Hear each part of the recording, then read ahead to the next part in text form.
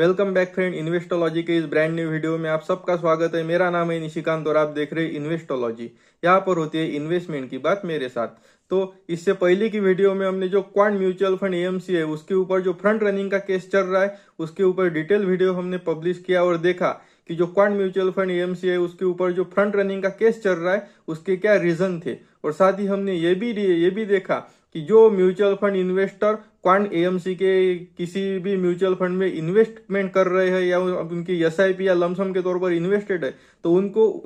अपने इन्वेस्टमेंट के रिगार्डिंग क्या डिसीजन लेना चाहिए या क्या एक्शन लेना चाहिए उसके ऊपर डिटेल वीडियो हमने पब्लिश किया है। तो अभी तक अगर आपने उस वीडियो को वॉच नहीं किया है तो आप हमारे चैनल की प्लेलिस्ट में जाके उस वीडियो को देख सकते हैं। तो आज की वीडियो में हम देखने वाले हैं कि जो ग्रो एप्लीकेशन के रिगार्डिंग जो एक इन्वेस्टर के साथ फ्रॉड हुआ है उसके ऊपर हम इस वीडियो में डिटेल एक्सप्लेनेशन करने वाले हैं। तो ये वीडियो बहुत ही इंफॉर्मेटिव होने वाली है, तो अंत तक हमारे साथ इस वीडियो में बने रहिए। ये जो ग्रो ऐप ने एक म्यूचुअल फंड इन्वेस्टर के साथ किया है इसे हम फ्रॉड या स्कैम कह सकते हैं, क्योंकि ये जो ग्रो ऐप के थ्रू एक म्यूचुअल फंड इन्वेस्टर के साथ स्कैम हुआ है इसके लिए पर्टिकुलरली जो ग्रो ऐप का पूरा मैनेजमेंट वो इसके लिए इंडिविजुअली रिस्पॉन्सिबल है। क्योंकि वो जो इन्वेस्टर है ये जो इन्वेस्टर है इन्होंने ग्रो ऐप का यूज करके ही अपना जो इन्वेस्टमेंट है वो पराग पारेख फ्लेक्सी कैप फंड के पराग पारेख म्यूचुअल फंड हाउस के फ्लेक्सी कैप फंड में अपना इन्वेस्टमेंट किया था। लेकिन अभी हम बात करें क्वांट म्यूचुअल फंड एएमसी के स्कैम के बारे में, तो वहां पे जो फ्रंट रनिंग केस चल रहा है उसके लिए हम particularly quant mutual fund AMC को जिम्मेदार नहीं ठहरा सकते, क्योंकि वहां पे सेबी ने जब जांच की तो उन्हें यह पता चला कि जो क्वांट म्यूचुअल फंड एएमसी में जो अपने डिस्ट्रीब्यूटर होते वो यहाँ पे फ्रंट रनिंग केस में इन्वॉल्व थे, लेकिन उनके जो टॉप मैनेजमेंट थी या जो म्यूचुअल फंड मैनेजर थे उनका किसी भी तरह का इसमें हाथ नहीं था। और साथ ही इस फ्रंट रनिंग केस की वजह से जो इन्वेस्टर है उनका यहाँ पे थोड़ा भी नुकसान नहीं हुआ है। तो हम पर्टिकुलर जो क्वांट म्यूचुअल फंड एएमसी है वो इस फ्रंट रनिंग केस के लिए रिस्पॉन्सिबल नहीं है। लेकिन अभी अगर हम बात करें कि ये जो ग्रो में जो ये इन्वेस्टर के साथ ये जो स्कैम हुआ है तो वो क्यों हुआ, तो उसके बारे में अगर हम बताएं तो जो इन्वेस्टर है इन्वेस्टर ने अपने 2020 में ग्रो ऐप के थ्रू 2020 में अपना इन्वेस्टमेंट लमसम के तौर पर पराग पारेख फ्लेक्सी कैप फंड में किया था। लेकिन जब उसके बाद उसने जो लमसम इन्वेस्टमेंट पराग पारेख फ्लेक्सी कैप फंड में किया तो उसके बाद उस ग्रो ऐप में उसका जो पोर्टफोलियो नंबर है वो भी क्रिएट हो गया था और साथ ही उसकी जो इन्वेस्टमेंट है वो भी वहां पे पर्टिकुलरली शो हो रही थी। लेकिन 4 साल के बाद जब वो इन्वेस्टर को उस पैसे की जरूरत पड़ी और उसने वो ग्रो ऐप के थ्रू म्यूचुअल फंड रिडीम करने के लिए रिडम्पशन की रिक्वेस्ट डाली तो वहां पे जो उसका इन्वेस्टमेंट है वो वहां से उसका इन्वेस्टमेंट पूरा का पूरा गायब हो गया। और जब उसने मदद के लिए ग्रो ऐप के कस्टमर केयर के साथ बात की तो उन्होंने उसे ये जवाब दिया कि भाई आपका जो म्यूचुअल फंड इन्वेस्टमेंट है वो आपके अकाउंट से कटा जरूर है लेकिन अभी तक हमें रिसीव नहीं हुआ, तो हम आपको किस तरह से आपका इन्वेस्टमेंट रिटर्न करेंगे। तो उसी की तरह उसने क्रॉस चेक करने के लिए जो पराग पारेख म्यूचुअल फंड एएमसी है वहां पे कांटेक्ट करके इन्फॉर्मेशन ली तो उस म्यूचुअल फंड एएमसी की तरफ से भी उन्हें बताया गया कि भाई जो आपका जो इन्वेस्टमेंट है वो आपके बैंक अकाउंट से कटा जरूर है लेकिन अभी तक हमारे म्यूचुअल फंड एएमसी को रिसीव नहीं हुआ है, तो आपको हम किस तरह से आपकी जो म्यूचुअल फंड स्कीम है उसका रिडम्पशन दे दे। तो ये सुनने के बाद अभी आप भी समझ सकते हैं कि जो इन्वेस्टर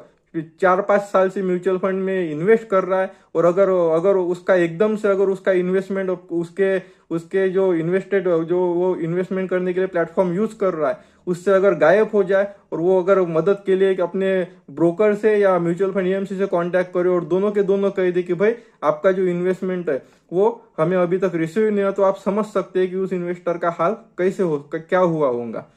तो अगर हम इस बात पर रोशनी डालते हैं कि ये जो स्कैम है ये उस म्यूचुअल फंड इन्वेस्टर के साथ क्यों हुआ, तो फ्रेंड्स जब इस म्यूचुअल फंड इन्वेस्टर ने 2020 में अपना लमसम इन्वेस्टमेंट पराग पारेख फ्लेक्सी कैप फंड में किया था तब म्यूचुअल फंड में इन्वेस्ट करने का सिस्टम ऐसा था कि जब हम किसी भी डिस्काउंट ब्रोकर के थ्रू म्यूचुअल फंड में इन्वेस्टमेंट करते थे तो सबसे पहले जो हमारा इन्वेस्टमेंट है जब हमारे बैंक अकाउंट से कटता था तो सबसे पहले किसी डिस्काउंट ब्रोकर के जो पूल अकाउंट था उस पूल अकाउंट में क्रेडिट होता था और उसके बाद वो डिस्काउंट ब्रोकर उस पैसों को म्यूचुअल फंड एएमसी के अकाउंट में ट्रांसफर करता था। और वैसा ही सेम सिस्टम जब हम किसी भी म्यूचुअल फंड एएमसी के फंड को जब रिडीम करते, रिडम्पशन की रिक्वेस्ट डालते थे किसी डिस्काउंट ब्रोकर के थ्रू, तब ऐसा होता था कि वो जो म्यूचुअल फंड एएमसी है वो अपने रिडम्पशन का सारा अमाउंट उस डिस्काउंट ब्रोकर के पूल अकाउंट में ट्रांसफर करती थी और उसके बाद वो जो डिस्काउंट ब्रोकर है तो वो डिस्काउंट ब्रोकर हमारे पैसों को हमारे अकाउंट में ट्रांसफर करता था। तो सबसे पहले ये ओल्ड ऐसा सिस्टम था। लेकिन अभी 1 साल पहले जो security exchange board of India यानी सेबी है, सेबी ने ये जो डिस्काउंट ब्रोकर के अंदर ये जो पूल अकाउंट का कंसेप्ट है वही पूरा खत्म कर डाला। क्योंकि 1 साल पहले मुझे लगता है कि सेबी को शायद ये बात समझ में आ चुकी होंगी कि इस तरह के स्कैम आगे चलकर हो सकते हैं। इसी वजह से सेबी ने ये जो पूल अकाउंट का कंसेप्ट था वही पूरा खत्म कर डाला है। तो अब अगर आप किसी भी डिस्काउंट ब्रोकर यानी कि जीरोधा, ग्रो के थ्रू अगर आप म्यूचुअल फंड में इन्वेस्टमेंट करते हैं तो आपको घबराने की बिल्कुल जरूरत नहीं है, क्योंकि जैसे ही आपके अकाउंट से पैसा कट होता है तो वो डायरेक्टली म्यूचुअल फंड एएमसी के बैंक अकाउंट में जाके जमा हो जाता है। तो अगर फिलहाल के टाइम में अगर आप म्यूचुअल फंड के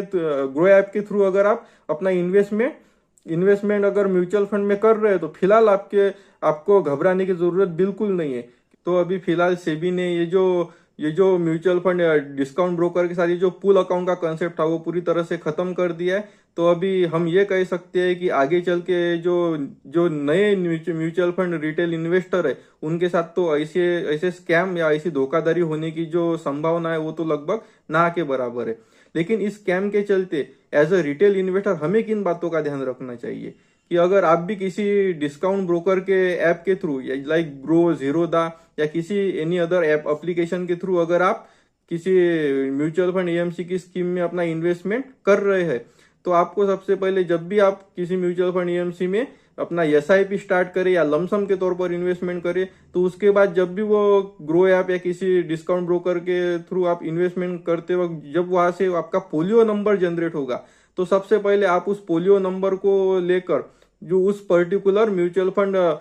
फंड एएमसी की वेबसाइट पर विजिट करे और वहां एक बार क्रॉस चेक कर ले कि आपका जो म्यूचुअल फंड में इन्वेस्टमेंट किया हुआ जो अमाउंट है वो एज इट इज वो म्यूचुअल फंड का जो वेबसाइट है या म्यूचुअल फंड का जो एएमसी का जो ऐप है उसमें भी शो हो रहा है या नहीं हो रहा है, एक बार ये कंफर्म कर ले। और अगर आपको जो म्यूचुअल फंड एएमसी के वेबसाइट में ऐसा करने को दिक्कत आ रही है तो आप उस म्यूचुअल फंड एएमसी के कस्टमर केयर में कॉल करके भी कंफर्म कर सकते हैं कि भाई हमने इस म्यूचुअल फंड स्कीम में अपना इन्वेस्टमेंट किया है तो हमारा जो एसआईपी है या हमारा जो लमसम है वो आपके म्यूचुअल फंड की स्कीम में इन्वेस्ट हुआ है या नहीं हुआ है, एक बार ऐसा करके हमें कंफर्म कर लेना चाहिए। इससे होगा ये कि अगर कोई डिस्काउंट ब्रोकर के थ्रू ऐसा स्कैम चल भी रहा है तो एएमसी के थ्रू आपको पता चल जाएगा कि आपका जो डिस्काउंट ब्रोकर है वो आपके साथ स्कैम कर रहा है या रियल टाइम आपका इन्वेस्टमेंट म्यूचुअल फंड में हो रहा है या नहीं हो रहा है। तो ये आपको कंफर्मेशन ऐसा करने से मिल जाएगा।